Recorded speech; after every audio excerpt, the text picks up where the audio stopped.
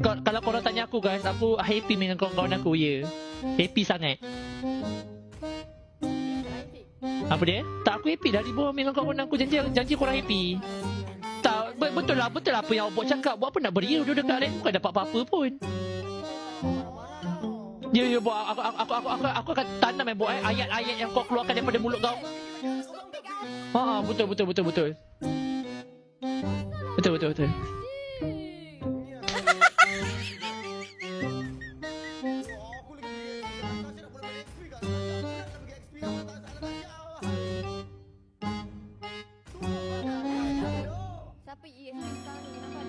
Kenapa ada 2 match ni? Kenapa? Tak apa. Janji happy duduk dengan kawan-kawan aku. Sorry. Ya, aku happy duduk dengan kawan aku.